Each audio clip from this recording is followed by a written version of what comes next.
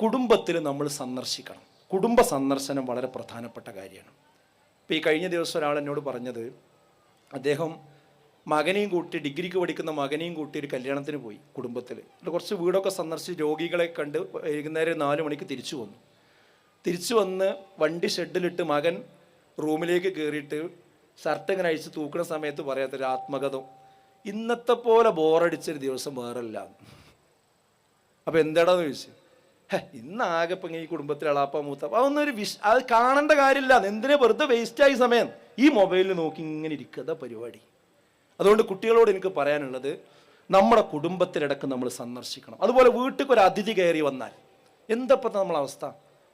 അതിഥി കയറി വന്നാൽ മക്കൾ എന്ത് ചെയ്യും? എല്ലാ വാപ്പാൻ്റെയും ഉമ്മാൻ്റെയും ഫോൺ എടുത്തുങ്ങാണ്ട് റൂം കണ്ടു പോകും, അല്ലെങ്കിൽ പിന്നെ തൊടിയിലേക്ക് പോകും. എന്നിട്ട് അവർ ആ ഫോണിൽ ജീവിക്കുകയാണ്. ഈ അതിഥിയോട് അത് ഒരു കുടുംബക്കാരനായിരിക്കും ഒന്ന് പരിചയപ്പെടാനോ ഒന്നിനും തയ്യാറാകാത്തൊരു സാഹചര്യം. ഇതൊക്കെ തിരുത്തണം നമ്മൾ. ഇത് രക്ഷിതാക്കളും തിരുത്തണം. ഒരു അതിഥി വീട്ടിൽ വന്നാൽ കുടുംബങ്ങളെ കുട്ടികളൊക്കെ വിളിച്ചെടുത്താൽ അത് നമ്മളെ മൂത്താപ്പാൻ്റെ ഇന്ന മകനാണ്, ഇന്നടത്താണ് താമസിക്കുന്നത് ഒന്ന് പറഞ്ഞു കൊടുക്കണ്ടേ? അത് രക്ഷിതാക്കൾക്കും ബോധമില്ല.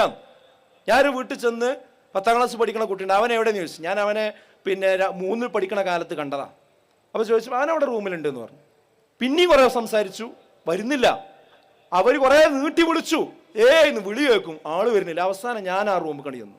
അപ്പോൾ ചെന്ന് നോക്കുമ്പോൾ കമ്പ്യൂട്ടറിൻ്റെ മുമ്പിൽ അപ്പോഴും തന്നെ ആ കീബോർഡും പിടിച്ച് ഒരു കണ്ണ് നമ്മളെ മുഖത്തേക്കും ഒരു കണ്ണ് കമ്പ്യൂട്ടറില്ല. അപ്പോഴെങ്കിലും തോന്നണ്ടേ ഒന്ന് എഴുന്നേറ്റ് വരണം? എന്താ നമ്മളെ മക്കൾക്ക് പറ്റുന്നത്? ഈ പോക്ക് പോയാൽ വളാഞ്ചേരി വന്ന തൊപ്പിക്കാരല്ലേ, അവൻ ആൾ കൂടുന്നത് ഇങ്ങനെയാണ്, കണ്ടോളി. ആ വൈക്കാണ് നമ്മളെ മക്കൾ പോവുക എന്ന് നമ്മളെന്ത് ചെയ്യണം? നന്നായിട്ട് ആലോചിക്കേണ്ട വിഷയം തന്നെയാണ്.